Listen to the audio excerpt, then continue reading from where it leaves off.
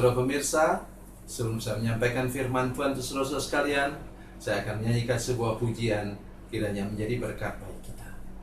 Jalan Salib.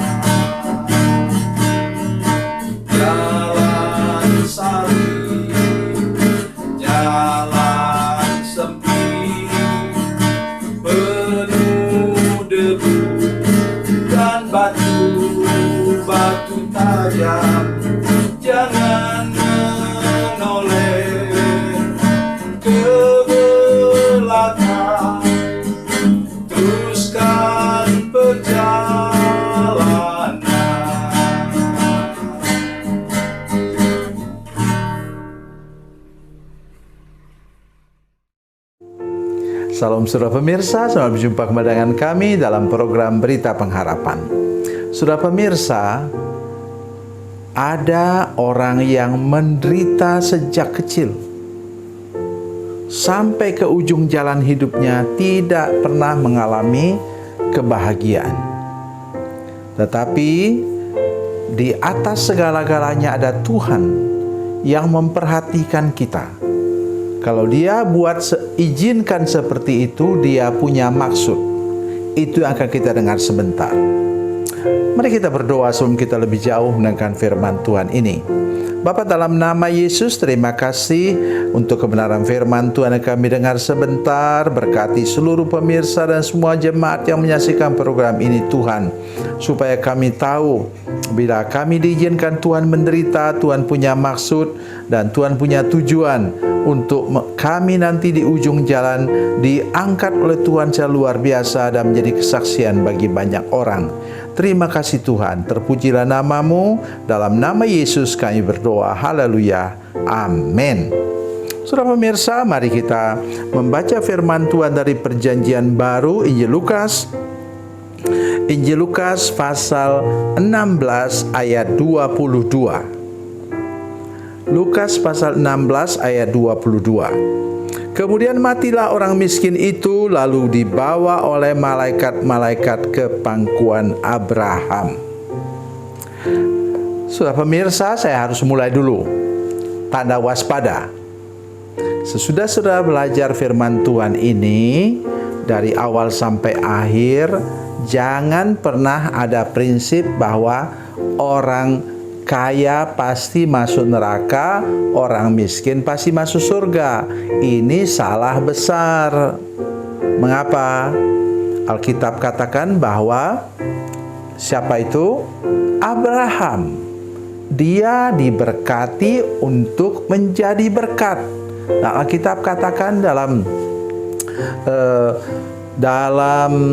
Kejadian pasal 13 ayat 2 bahwa Abraham itu sangat kaya. Banyak ternak, perak, dan emasnya. Untuk apa Tuhan buat Abraham sangat kaya? Karena dalam ayat 2 dikatakan, pasal 12 ayat 2 dikatakan bahwa aku akan memberkati engkau dan membuat namamu masyhur supaya engkau menjadi berkat. Jadi Tuhan bikin penuh tangan Abraham supaya dia memberkati orang. Itu yang nomor satu harus kita perhatikan. Karena bahaya sekali kalau saudara menganggap bahwa Tuhan itu tidak mau orang jadi kaya. Jangan, ya. Oke, jadi mari kita perhatikan sekarang orang kaya. Matilah orang miskin itu lalu dibawa oleh malaikat ke pangkuan Abraham. Kenapa dibawa ke pangkuan Abraham? Oleh karena dia menderita sejak bayi sudah menderita. Mungkin dia ditinggal mati oleh bapak ibunya, bisa jadi saudara sekalian. Tetapi Tuhan selalu punya tujuan untuk orang seperti ini. Itu sebabnya mengapa kemudian dia dibawa ke pangkuan Abraham, artinya dia orang beriman. Jangan pernah lupa itu. Dia orang beriman, ia orang yang mengasihi Tuhan. Tapi kenapa Tuhan kejam buat dia? Jangan bilang begitu. Tuhan punya maksud untuk kita masing-masing. Sudah masih ingat apa ucapan Tuhan Yesus kepada para murid ketika mereka menyaksikan orang yang buta sejak lahirnya? Saya baca untuk saudara sekalian supaya saudara mengerti. Ya. Dalam Yohanes pasal 9.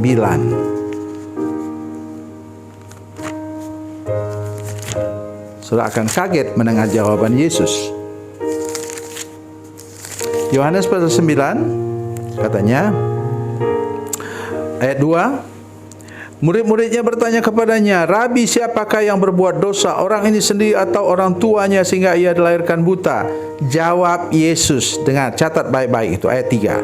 Jawab Yesus, "Bukan dia dan bukan juga orang tuanya, tetapi karena pekerjaan-pekerjaan Allah harus dinyatakan di dalam dia."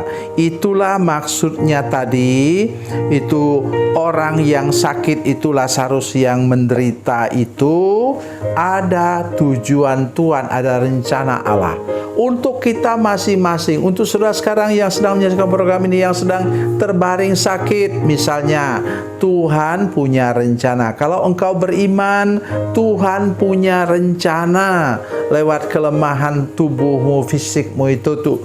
Tuhan mau supaya namanya dipermuliakan. Ya, jadi tolong saudara ingat betul-betul hal ini dan jangan pernah lupa. Kemudian lihat, dia dibawa oleh malaikat-malaikat. Nah, saya senang sekali dengan firman Tuhan ini. Kemudian matilah orang miskin itu lalu dibawa oleh malaikat-malaikat. Jadi dia menderita itu, dan juga pada saya sekarang, pada semua pemirsa sekarang, kalau saudara anak Tuhan, milik Tuhan, ya, orang yang takut akan Tuhan, menghormati Tuhan, maka di sini sekarang ada malaikat. Ya, hanya kita tidak bisa lihat, saya tidak bisa lihat dengan kasat mata. Saya percaya di sebelah kiri saya ada malaikat, sebelah kanan saya di sini ada malaikat yang menjaga hidup saya. Itulah nanti kalau saya menghembus nafas yang terakhir, mereka dua itulah yang mengangkat saya ke surga. Ya. Itu saudara harus ingat itu. Ada malaikat yang menjaga kita. Itulah sebabnya mengapa waktu COVID-19 itu firman Tuhan yang paling orang hafalkan ialah Tuhan menjaga engkau dengan malaikat surgawi. Jadi mari kita percaya benar bahwa ada malaikat bersama dengan kita. Tapi kenapa malaikat tidak bisa menolong orang itu? Ya, memang tidak bisa. Tugas malaikat bukan untuk malaikat itu seperti robot, saudara sekalian. Kalau diperintahkan Tuhan, dia akan melakukannya. Dan sekarang waktu dia meninggal, maka kemudian dia dibawa oleh malaikat-malaikat itu ke Firdaus, kepada Abraham, pangkuan Abraham. Ingat, ini konteksnya perjanjian lama, saudara sekalian. Sehingga dia belum dibawa masuk ke surga, tapi masih di Firdaus. Jadi saudara-saudara sekalian, mari kita bersyukur hari ini bahwa seperti apapun keadaan kita, ada malaikat surgawi di sana, dan Tuhan memperhatikan hidup kita. Coba saudara perhatikan ayat berikutnya. Ayat 24. Lalu ia berseru katanya, Bapa Abraham, kasihinlah aku, suruhlah Lazarus supaya ia mencelupkan ujung jarinya ke dalam air dan menyejukkan lidahku, sebab aku sangat kesakitan dalam nyala api ini. Tapi Abraham berkata, anak, ini dia juga orang keturunan orang percaya, tapi perbuatannya membuktikan bahwa dia tidak percaya.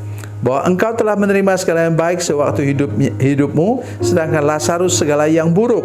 Sekarang ia mendapat hiburan dan engkau sangat menderita. Jadi perhatikan ini baik-baik saudara sekalian. Jaga hidup kita, pelihara hidup kita dengan baik, dan tetap menghormati Tuhan, takut akan Tuhan, supaya hidup nanti diangkat oleh malaikat langsung ke surga yang kekal. Tuhan Yesus memberkati, Tuhan Yesus baik. Mari kita berdoa. Bapa, dalam nama Yesus kami mengucap syukur kepadamu Tuhan. Engkau pemelihara kami yang ajaib dan setiawan. Tuhan, lindungi kami semua Tuhan, seluruh jemaat yang menyaksikan program ini, supaya kalau kami menderita, kalau kami dalam pergumulan hidup, Tuhan punya maksud di sana supaya nama-Mu dipermuliakan. Dalam nama Yesus, haleluya. Amin.